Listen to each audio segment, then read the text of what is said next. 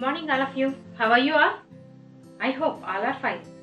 Firstly, introducing myself. I am Sailaja, KZBV, Komarada, Vizianagaram district, working as a physical science teacher. Today, we learned about 9th class 3rd chapter, Is Matter Pure? Is Matter Pure? So, first video lo, first part lo meeru substances. How many types of substances? అలాగే pure substance అంటే ఏంటి, mixer అంటే ఏంటి, మిక్సర్లో types ఏంటి, అందులో homogeneous, heterogeneous, అలాగే హోమోజీనియస్లో solution అంటే ఏంటి, సొల్యూషన్లో సొల్యూట్ అంటే ఏంటి, సాల్వెంట్ అంటే ఏంటో నేర్చుకున్నాం. సో ఇప్పుడు ఈరోజు మన టాపిక్ హెట్రోజీనియస్ మిక్సర్స్ గురించి మనం క్లియర్గా నేర్చుకుంటాం.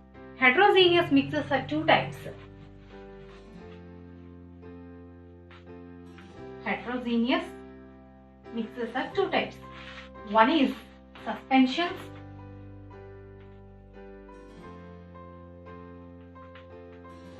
another one is colloid.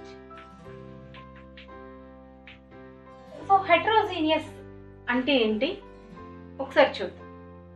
So మన హోమోజీనియస్ అంటే ఏం నేర్చుకున్నాం, ఒకసారి సబ్స్టెన్స్ నుంచి చూస్తే substances are two types. One is pure, another one is mixture అని నేర్చుకున్నాం. ప్యూర్ సబ్స్టాన్సెస్ అంటే only one type of particles మాత్రమే అందులో ఉంటే దాన్ని ప్యూర్ సబ్స్టాన్సెస్ అని చెప్పాం. లైక్ గోల్డ్, బిస్కెట్ ఇలాంటివి చెప్పుకున్నాం. ఇప్పుడు నెక్స్ట్ మిక్సర్ అంటే ఏం చెప్పుకున్నాం, two or more than different particles అనేవి అందులో మిక్స్ అయ్యి ఉంటే దాన్ని మిక్సర్ అని చెప్పాం. సో అందులో one type of homogeneous, another one is heterogeneous అన్నాం. హోమోజీనియస్ మిక్సర్ అంటే ఏం చెప్పుకున్నాం, like sugar water, salt water. Sugar water కానీ సాల్ట్ వాటర్ కానీ తీసుకున్నట్లయితే వాటర్లో షుగర్ని పూర్తిగా కలిపేస్తాం. కలిపిన తర్వాత దాన్ని వేరు చేయడానికి మనం చూసి దాన్ని వేరు చేయలేం. అలాగే ఏ పద్ధతిలో వేరు చేయగలుగుతాం అంటే చేయలేం, ఎందుకంటే పూర్తిగా అందులో కలిసిపోయి ఉంటాయి అన్నమాట. వాటర్లో పూర్తిగా కలిసిపోయి ఉంటాయి. ఓకే, ఇప్పుడు హెట్రోజీనియస్ మిక్సర్ అంటే ఏంటో ఒకసారి చూద్దాం. హెట్రోజీనియస్ మిక్సర్ అంటే ఇంకేంటి, ఏదైనా ఒక సాల్వెంట్లో ఒక సొల్యూట్ని కలిపినట్లయితే ఒక సొల్యూషన్ వస్తుంది కదా, ఆ సొల్యూషన్ కాసేపటికి అలాగే పెట్టి ఉంచినట్లయితే ఆ రెండు సొల్యూట్, సాల్వెంట్ ఈ రెండు వేరుగా ఉండడాన్ని, అలాగే పూర్తిగా కలిసిపోయినప్పటికీ కూడా హోమోజీనియస్ కానివి ఒకసారి చూద్దాం. For example 2 glasses of water తీసుకుందాం. 2 గ్లాసెస్ ఆఫ్ వాటర్ని తీసుకున్నాం. ఇందులో ఫస్ట్ దానిలో సాయిల్ని, రెండో దానిలో మిల్క్ని కలిపాం విత్ వాటర్తో పాటు వీటిని యాడ్ చేసాం.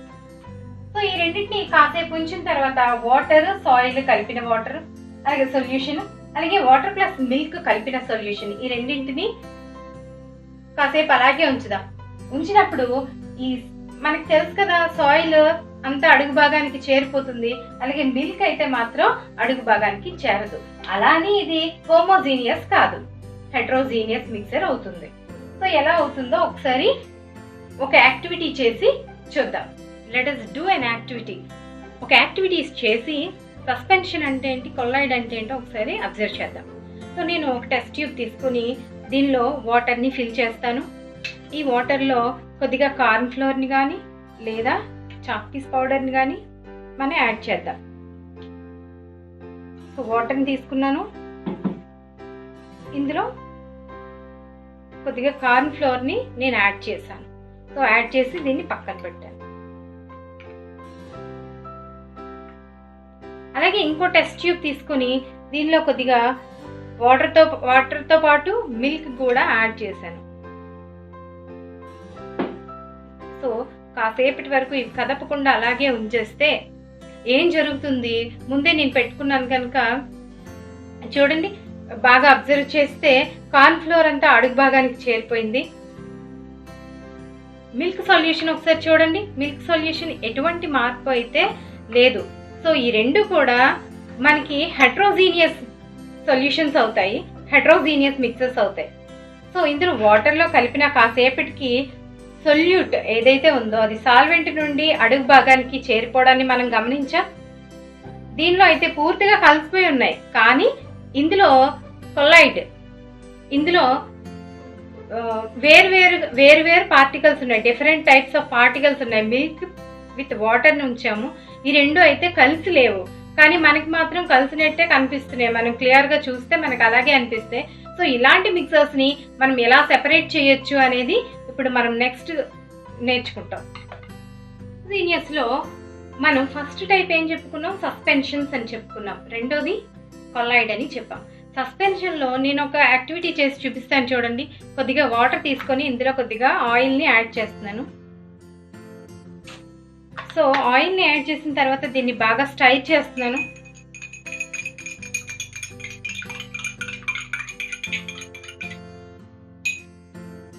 ఓకే, దీని నుంచి లైట్ పాస్ అవుతుందా లేదా ఒకసారి అబ్జర్వ్ చేయండి. మీరు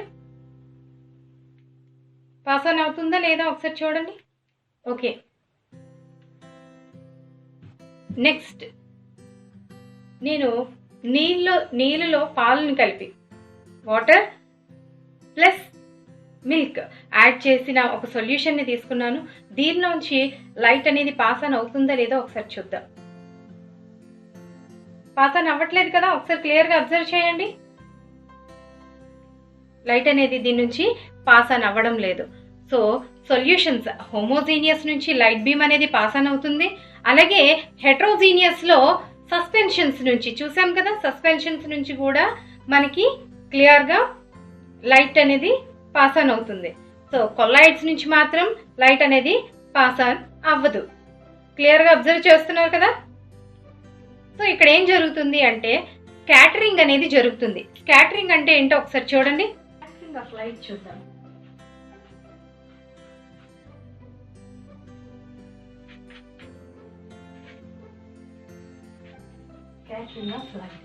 స్కాటరింగ్ ఆఫ్ లైట్ అంటే ఏంటో ఒకసారి చూద్దాం. ఏదైనా ఒక ఆబ్జెక్ట్ లైక్ సన్ నుంచి వచ్చే రేస్ ని అబ్జర్వ్ చేసుకుని, ఆ సన్ లైట్ ని అబ్జర్వ్ చేసుకుని మళ్ళీ అన్ని డైరెక్షన్స్ లోని మనకి రిలీజ్ చేయడాన్ని మనం స్కాటరింగ్ అని చెప్తాం. సో స్కాటరింగ్ అంటే ఏదైనా ఒక ఆబ్జెక్ట్ లైట్ ని అబ్జర్వ్ చేసుకుని మళ్ళీ అన్ని డైరెక్షన్స్ లోని రిలీజ్ చేయడాన్ని మనం స్కాటరింగ్ అంటాం. సో సన్ లైట్ నుంచి వచ్చే ఆ సన్ రేస్ ఏవైతే ఉన్నాయో వాటిని అబ్జర్వ్ చేసుకుని మన కళ్ళ నుంచి మళ్ళీ ఏదైనా ఆబ్జెక్ట్ ని చూడడానికి, ఏ ఆబ్జెక్ట్ మీదైనా అంతే, ఆ స్కాటరింగ్ ఆఫ్ లైట్ మనం ఏదైనా వస్తువుని చూడడానికి ఉపయోగపడుతుంది అన్నమాట.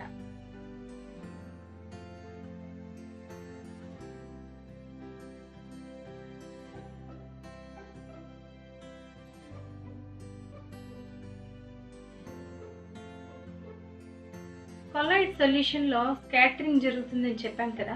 సో ఆ లైట్ బీమ్ ని మనం ఏం చెప్తామంటే టిండాల్ ఎఫెక్ట్ అని చెప్తాం. సో ఒక ఎక్స్పెరిమెంట్ చేసి ఒక యాక్టివిటీ చేసి చూద్దాం. సో మన ఇంటి రూఫ్ నుంచి, విండోస్ నుంచి కానీ వెంటిలేషన్స్ నుంచి కానీ సన్ లైట్ అనేది ఇంట్లోకి రావడానికి మనం చూస్తాం. సో అప్పుడు పార్టికల్స్ అనేవి క్లియర్ గా మనకి కనబడుతుంటాయి అనమాట. సో నేరుగా అయితే మనకి ఇలా మనం మామూలుగా చూస్తే కనబడదు. రూఫ్ నుంచి చూస్తే ఎందుకు కనిపిస్తుంది అంటే పర్టికులర్ గా ఆ డస్ట్ పార్టికల్స్ అనేవి అక్కడ ఉండడం వల్ల మనకి లైట్ బీమ్ అనేది క్లియర్ గా మనకి కనబడుతుంది అనమాట. సో ఒక యాక్టివిటీ చేసి చూద్దాం. కంటైనర్ నుంచి ఒక లైట్ బీమ్ ని మనం పాస్ ఆన్ చేద్దాం, ఎలా కనిపిస్తుందేమో చూద్దాం. సో లైట్ పాస్ ఆన్ చేసినప్పుడు ఒకసారి క్లియర్ గా అబ్జర్వ్ చేస్తే ఇక్కడ ఒక అడ్డంకి ఉంది కనుక అది మనకి క్లియర్ గా కనిపిస్తుంది. సో లైట్ బీమ్ అనేది సో ఆ లైట్ ట్రావెల్ చేసే పాత్ అనేది మనకి క్లియర్ గా విజిబిలిటీ లేదు. సో చూడండి క్లియర్ గా ఉందా లేదా ఒకసారి అబ్జర్వ్ చేయండి. సో లేదు ఇందులో నుంచి. సో దేనికోసం ఒక యాక్టివిటీ చేద్దాం అన్నాం కదా. సో నేనేం చేస్తానంటే కొంత స్మోక్ ని, అగరబత్తి స్మోక్ ని తీసుకుందాం.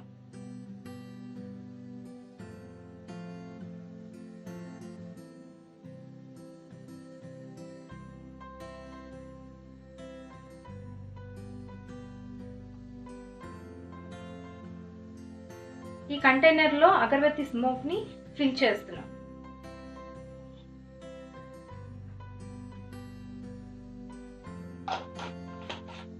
ఇప్పుడు ఈ కంటైనర్ లో అగరబత్తి స్మోక్ ఉంది కదా, సో లైట్ బీమ్ అనేది ఇందులో ఎలా పాస్ ఆన్ అవుతుందో, ఆ పాత్ కనిపిస్తుందో లేదో ఒకసారి క్లియర్ గా అబ్జర్వ్ చేయండి.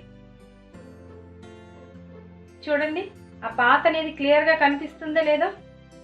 సో ఇదే కంటైనర్ లో ఖాళీగా ఉంది, ఎంటీగా ఉండే కంటైనర్ నుంచి ఒకసారి అబ్జర్వ్ చేయండి.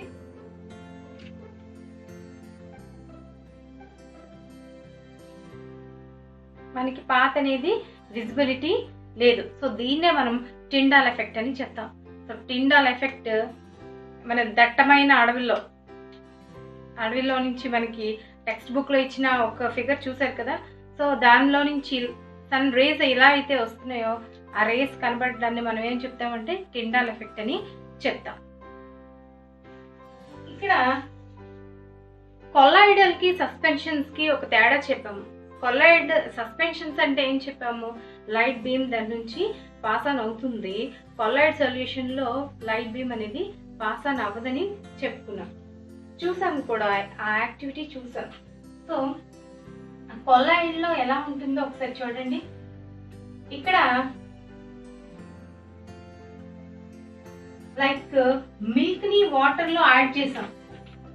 సో రెండు డిఫరెంట్ టైప్స్ ఆఫ్ సబ్స్టాన్సెస్ ని మనం యాడ్ చేసామని చెప్పడం కోసం డిఫరెంట్ గా మనం చూపించడం జరిగింది. ఏదైతే మనం ఇలా ఒకసారి అనుకుందాం, ఇందులో సొల్యూట్ ఉంది, అలాగే సాల్వెంట్ కూడా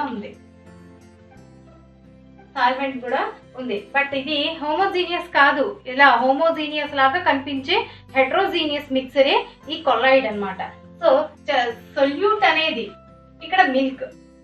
సో ఈ పార్టికల్స్ అనేవి తక్కువ రేషియోలో మనకి చాలా స్మాల్ క్వాంటిటీలో ఉంటాయి. సో నానోమీటర్ లో ఉంటుంది కనుక దీన్ని డిస్పర్స్ ఫేజ్ అని చెప్పాలి. డిస్పర్స్ ఫేజ్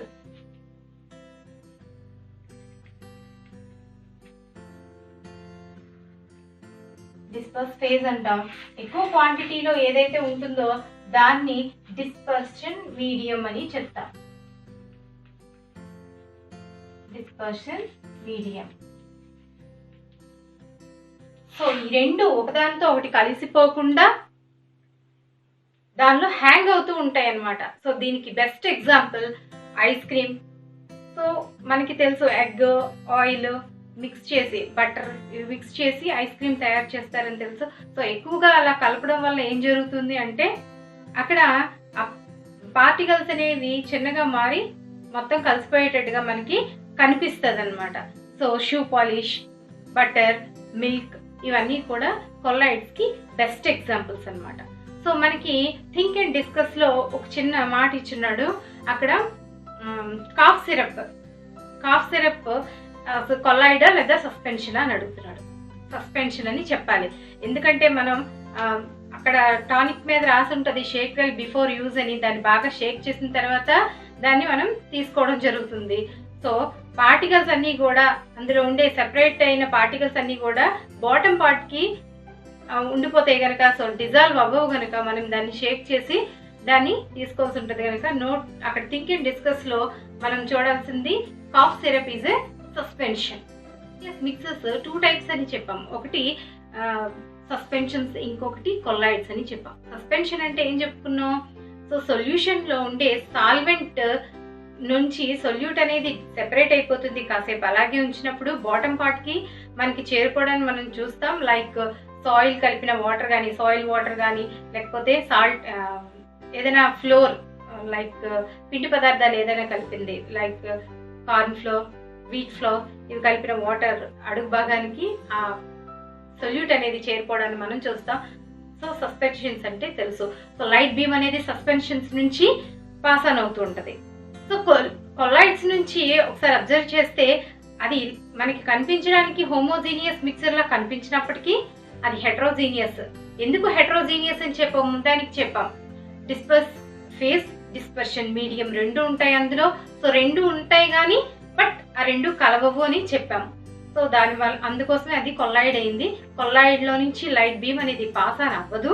సో స్కాటరింగ్ అనేది జరుగుతుంది. ఆ స్కాటరింగ్ నే మనం ఏమని చెప్తున్నాం, ఇక్కడ టిండాల్ ఎఫెక్ట్ అని చెప్తున్నాం. సో దీనికి బెస్ట్ ఎగ్జాంపుల్ కూడా మనం చెప్పుకున్నాం. Ice cream, butter, milk, shoe polish, like that. ఇలాంటివన్నీ కూడా మనం ఒకసారి చూద్దాం. నెక్స్ట్ టెక్స్ట్ బుక్ లో ఉండే ఒక టేబుల్ ని మనం ఒకసారి క్లియర్ గా అబ్జర్వ్ చేద్దాం.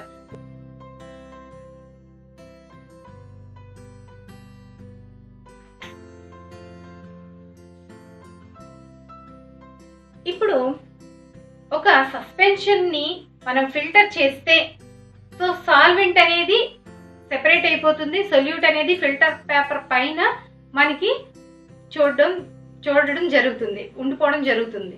సో సస్పెన్షన్ ని ఫిల్టర్ పేపర్ తో మనం ఫిల్టరేట్ చేస్తే ఆ ఫిల్టరేట్ అంతా పైన ఉండిపోయి అడుగు భాగానికి సాల్వెంట్ అనేది చేరడం జరుగుతుంది.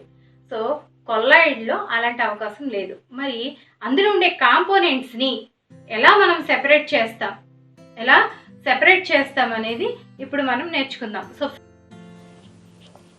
So properties of suspensions and colloids. Suspensions are heterogeneous mixes and also colloids are heterogeneous mixes. The particles of suspensions can be seen with naked eye. మన కళ్ళతో చూడగలం వాటిని పార్టికల్స్ని. బట్ కొల్లాయిడ్స్లో ఆ పార్టికల్స్ చాలా స్మాల్ సైజులో ఉంటాయి. సో థర్డ్ పాయింట్ చూడండి. The particles of suspension scatter of beam of light passing through it make its path visible. మనం యాక్టివిటీలో చూసాం, ఆ పాత్ని క్లియర్గా అబ్జర్వ్ చేసాం. The particles of colloids are big enough to scatter of light passing through it which makes it path visible. Third point ఒకసారి చూడండి. The solute particles settle down, కిందకి అడుగు భాగానికి చేరిపోతాయని చూసాం కూడా. సో కొల్లాయిడ్కి అలా జరగదు. So suspensions is unstable.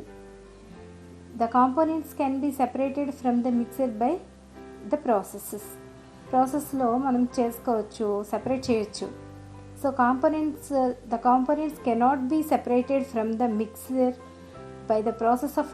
So కొల్లాయిడ్స్ని మనం ఫిల్టరేషన్ మెథడ్లో సెపరేట్ చేయలేం. సో దానికి సెంట్రిఫికేషన్ టెక్నిక్స్ అనేవి చాలా యూజ్ అవుతాయి అన్నమాట.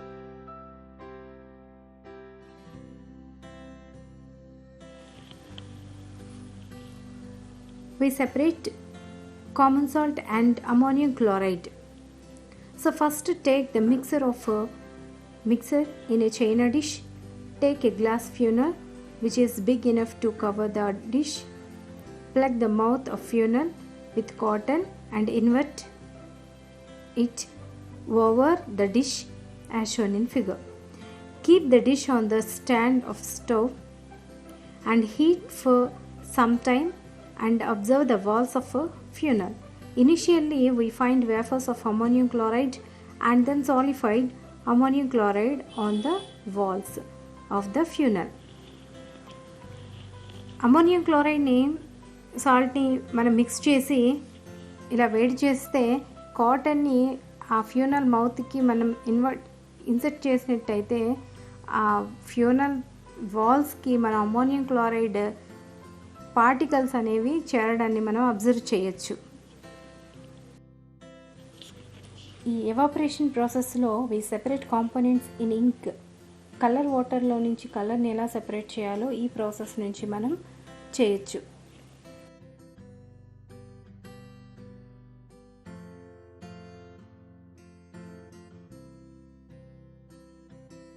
నెక్స్ట్ ఇప్పుడు పేపర్ క్రోమటోగ్రఫీ చూద్దాం. పేపర్ క్రోమటోగ్రఫీ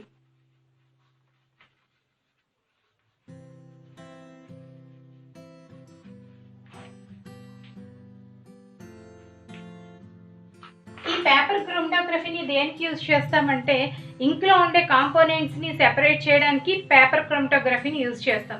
సో ఎవాపరేషన్లో మనం ఇంక్లో ఉండే కాంపోనెంట్స్ని ఎలా వేరు చేసామో చూసాం. ఇప్పుడు పేపర్ని యూజ్ చేసి ఫిల్టర్ పేపర్ని యూజ్ చేసి మనం ఇంక్లో ఉండే కాంపోనెంట్స్ని ఎలా వేరు చేస్తున్నామో ఒకసారి చూద్దాం. సో దీనికి రిక్వైర్డ్ మెటీరియల్ ఒక మార్కర్ పెన్ ఉండాలి. సో ఒక బీకర్లో వాటర్ని తీసుకున్నాం, ఇంకా ఒక ఫిల్టర్ పేపర్ ఉండాలి. సో ఈ ఫిల్టర్ పేపర్కి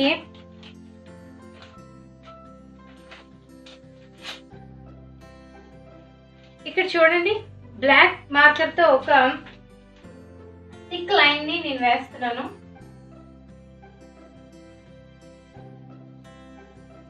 ఈ లైన్ కింద ఉండే ఈ అడుగు భాగం వాటర్లోని డిప్ అయ్యేటట్లుగా జస్ట్ తగిలేటట్లుగా పెట్టి కాసేపు ఉంచుదాం. సో దీనికి పెన్సిల్ రిక్వైర్డ్ మెటీరియల్ చెప్పాం కదా, సో దీనికి ట్యాగ్ చేయడం కోసం అది యూజ్ చేస్తాము. సో నేను ఇప్పుడు పట్టుకున్నాను కనుక సో ఇలా పేపర్ని వాటర్లో డిప్ అయ్యేటట్టు పెడితే కాసేపటికి ఇందులో ఉండే అంటే బ్లాక్ మార్కర్లో ఉండే కలర్స్ని సెపరేట్ చేయొచ్చు. సో నేను ముందు చేసి పెట్టాను కనుక ఒకసారి బాగా క్లియర్గా అబ్జర్వ్ చేయండి. టైం టేకింగ్ కనుక నేను ఇది చూపిస్తున్నాను మీకు. సో బ్లాక్ కలర్ మార్కర్లో ఉండే కలర్స్ చూడండి, రెడ్, గ్రీన్ క్లియర్గా మనం అబ్జర్వ్ చేయొచ్చు. సో ఈ విధంగా సెపరేట్ చేస్తామన్నమాట. సో దీన్ని పేపర్ క్రోమటోగ్రఫీ అని చెప్తాం.